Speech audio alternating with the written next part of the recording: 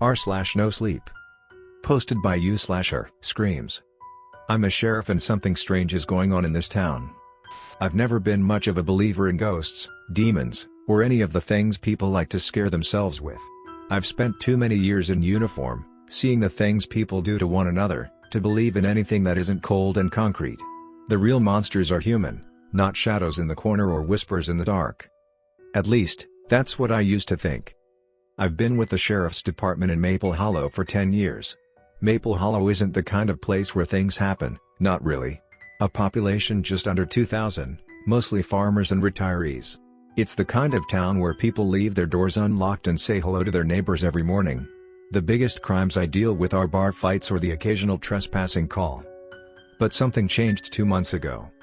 It started with a call from a woman on the outskirts of town, an old widow named Mrs. Harrison. She claimed she heard noises in her basement at night, scratching, voices. "It's probably just raccoons," I told her over the phone, not really interested. The woman was known to be a bit paranoid, calling the station for every bump in the night. Still, I went over. Part of the job. I found nothing. No raccoons, no signs of forced entry, just a dark, damp basement that smelled like mildew. Mrs. Harrison seemed relieved, but she kept looking at me strangely, like she wanted to say something but didn't know how. I brushed it off, got back into my cruiser, and headed home, already forgetting about it. But that night, as I lay in bed, I couldn't shake a feeling. Something about that basement had been off. The next morning, Mrs. Harrison was dead. I was the first one on the scene the next morning. Mrs. Harrison's neighbor had called it in after she noticed her front door ajar and hadn't seen her come out for her morning walk. The neighbor didn't go inside, just stood on the porch and peeked through the crack in the door. I can still hear her voice on the radio, trembling. "I think something's happened to her." I pulled into the driveway a few minutes later. It was a gray morning, cold for early fall, and there was a dampness in the air that clung to my skin. Mrs. Harrison's house sat still, the front door hanging open like a silent invitation. The house was quiet when I stepped inside, but it felt different from the last time I'd been there. Heavier, somehow. The living room looked untouched, knickknacks on shelves, a quilt draped over the arm of a chair where she used to sit. But then I noticed the faint smell, barely perceptible at first, but unmistakable. A mix of earth and something metallic. I found her in the basement. She was lying at the bottom of the stairs, her body twisted at an unnatural angle, face down in a pool of her own blood. It looked like she had fallen, hitting her head on the concrete floor. An accident, by all accounts, but something didn't sit right with me. Her arms were stretched out in front of her, as if she had been reaching for something or running from something. I stood there for what felt like hours, staring at her. My skin prickled with a cold, creeping sensation I couldn't explain. I radioed it in, and soon after, the coroner arrived. They confirmed what I already knew: she was dead. A fall, they said. These things happen with the elderly, especially if they live alone. People trip, lose their balance, and that's it. But the look on her face. That wasn't the face of someone who just fell. It was twisted, mouth open, eyes wide, like she had seen something terrifying in those final moments. I left the house, but the image of her contorted face stayed with me. For the first time in years, I felt something I hadn't felt since I started this job: fear. The days that followed blurred together, but that feeling, like a weight pressing on my chest, never left. I started having trouble sleeping. Every time I closed my eyes, I'd see her lying there at the bottom of those stairs, reaching for something unseen. Then the calls started. It wasn't unusual to get calls about strange noises. People in a town this size have wild imaginations. But it was the pattern that caught my attention. Always the same thing: people hearing voices in their houses. Quiet, at first, like a whisper, almost indistinguishable from the wind. But as the nights passed, the whispers grew louder, more insistent. The first call came from an older man, Mr. Gray, who lived about a mile from where Mrs. Harrison had died. He claimed he could hear someone talking in his house at night, a voice that seemed to come from the walls. "What do they say?" I asked when I visited him. "I don't know," he said, looking out the window with bloodshot eyes.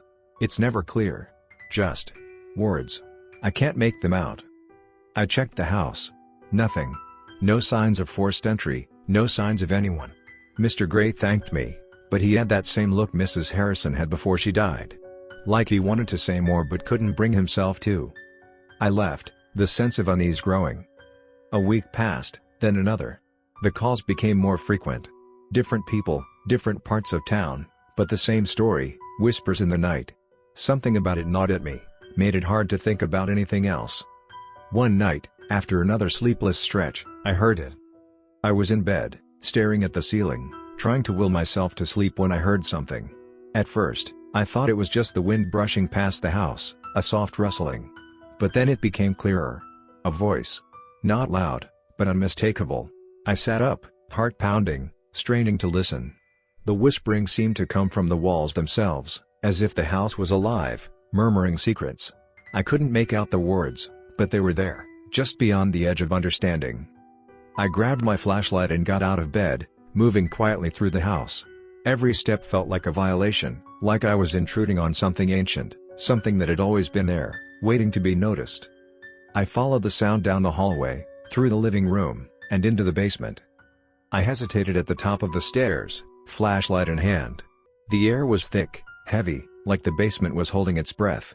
I could still hear the whispering, clearer now, but still indecipherable. The stairs creaked under my weight as I descended, the sound swallowed by the dark. At the bottom, I swept the beam of my flashlight across the room. Empty. Just the same old basement. But then I saw it. In the far corner of the room, just behind an old, dust-covered shelf, there was something on the wall. At first, I thought it was a crack, just part of the house settling over the years. But as I got closer, I realized it wasn't a crack, it was a hole.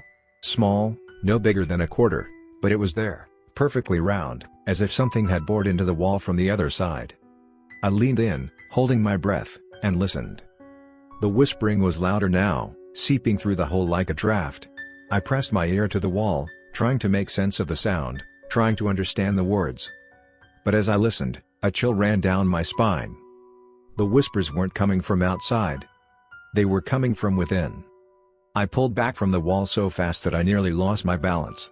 My heart was pounding in my chest, and my breath felt shallow, forced. I stared at the small hole, unable to shake the feeling that it was somehow watching me. I could still hear the whispers, muffled, distant, but they were clearer now. The sound crawled under my skin like an itch I couldn't reach, and for the first time in my life, I didn't feel safe in my own home. I didn't sleep that night. I stayed in the living room, sitting upright in the dark, trying to convince myself it was nothing, a trick of my exhausted mind. But the longer I sat there, the more the whispers echoed in my head, gnawing at me. I kept thinking about Mrs. Harrison, about her twisted body at the bottom of the stairs, about the look in her eyes. I should have told someone, maybe even gotten out of town, but what could I say? That I'd found a hole in the wall and heard something strange? It sounded ridiculous, even to me. So, instead, I buried it. I buried the fear and focused on my job, hoping it would distract me from whatever was happening. But the town didn't let me forget. The calls kept coming in, more frequent now, and more intense. People who had lived in Maple Hollow their entire lives were suddenly scared of their own homes. Mr. Gray called again, saying the whispers had grown louder, more insistent, and he swore he could hear them even during the day now. Others reported strange things too, missing items, cold drafts in rooms with no windows, the feeling of being watched when no one was there. Each story was different, but the common thread was always the same, the whispers. And then the deaths started. At first, they seemed like accidents, people falling downstairs, drowning in bathtubs, car crashes on empty roads late at night. But I knew. I knew because every single one of them had called the station in the days leading up to their deaths, complaining about the whispers. And every time I showed up to investigate, I found nothing. Just the echo of fear in their empty houses. It was about a month after Mrs. Harrison died that I got the call from my own dispatcher. A routine check, she said. Someone had reported strange noises coming from the abandoned house at the edge of town, the old Pearson place. No one had lived there for years, not since the family had packed up and moved out in the dead of night, leaving the house to rot. I didn't ask for backup. I told myself it was because it was a simple noise complaint, but deep down, I knew the real reason. I didn't want anyone else to see what I was starting to see. I didn't want them to hear what I had heard. Because if they did, then it would make it real, and I couldn't handle that. Not yet. I drove to the house just as the sun was setting, casting long shadows across the empty field that stretched out behind the house. The place looked like a skeleton, its windows dark and hollow, its roof sagging like it had given up long ago. I parked the car and stepped out, the air suddenly colder than it had been just minutes before. I stared at the house, feeling that same weight pressing down on my chest. The whispers were there, faint at first, carried on the wind. But as I approached the front door, they grew louder. Clearer. This time, I could make out the words. They weren't random, after all. They were saying my name. The door creaked open with little effort, and the smell of rot hit me instantly. The house had been abandoned for years, but it felt alive. I walked through the front hallway, my flashlight cutting through the dust and shadows, every step punctuated by the whispers. My name, over and over again, like a chant. I forced myself to keep moving, to keep searching, but every instinct in my body told me to turn around and leave. I made my way to the staircase, the same staircase I'd seen so many times in reports, the same one people had fallen down to their deaths. As I climbed, I could feel the walls closing in on me, the air thick with something I couldn't name. The whispers were louder now, almost deafening, and my own thoughts seemed to fade into the background, lost in the noise. I reached the top of the stairs and turned toward the hallway, but something caught my eye. At the far end of the hall, there was a door slightly ajar, a faint light flickering from within. I hesitated for only a second before moving toward it, the sound of my name still buzzing in my ears. When I pushed the door open, I was met with a sight that made my stomach lurch. It was me. A mirror stood in the center of the room, covered in dust and grime, but through the haze, I could see myself standing there. Except, it wasn't quite right. The figure in the mirror was moving, but I wasn't. I watched as it reached out toward me, its face twisted in a grotesque grin, its eyes wide and unblinking. I stumbled back, tripping over the edge of the doorframe, and fell to the ground. The figure in the mirror mimicked my movement, but its grin only widened, stretching its mouth into something unnatural. Then it spoke. "You can't leave." The voice wasn't mine. It was cold, empty, like the whispering I'd been hearing for weeks. The figure's hand pressed against the glass, its eyes locked onto mine, and in that moment, I knew. This wasn't just in my head. It wasn't just paranoia. Something was here, and it had been watching me the whole time. I scrambled to my feet, the whispers now a cacophony of voices, all saying the same thing, "You can't leave." I don't remember how I got out of the house, only that I ran. The next thing I knew, I was sitting in my car, hands shaking, the engine roaring as I sped down the road away from the Pearson place. But no matter how far I drove, I could still hear it. My name. Whispered, over and over, from the walls, from the air, from within. The days after the Pearson house incident passed in a haze. I felt like I was floating through the hours, disconnected from everything around me. My body went through the motions, getting up, driving to work, responding to calls. But my mind was somewhere else. The voices followed me everywhere now. I'd hear them while I was in my patrol car, a faint murmur behind the hum of the engine. At the station, I'd catch glimpses of movement out of the corner of my eye, shadows slipping between the walls. I stopped telling anyone about it. The last time I'd mentioned the whispers, one of the other officers gave me a strange look, like he was waiting for the punchline to a joke that never came. I couldn't explain what was happening to me without sounding insane. But I knew it wasn't just in my head. I could feel it. Something was watching me. Something was waiting for me to crack. I started avoiding mirrors. Every time I caught my reflection, I'd see it, the twisted grin, the wrongness in the eyes, like something was mimicking me but getting it just slightly off. It made my skin crawl. I smashed the mirror in my bathroom after I saw my reflection lingering for a second too long after I turned away. For a moment, I was naive enough to think that things would calm down after smashing the mirror. In reality, it only got worse. The voices weren't confined to just whispers anymore. They started slipping into everyday sounds, the hum of the fridge, the wind outside, even the static crackle of the police radio. But now, they weren't just saying my name. They were taunting me. I'd hear snatches of words, cruel and mocking, telling me I couldn't run, that I couldn't hide. It was everywhere. One late evening, I heard something new, a low laugh, rumbling just behind me, so close I could feel the breath on the back of my neck. I spun around, flashlight in hand, but there was nothing. Just empty air. But I knew I wasn't alone. And then it started showing itself.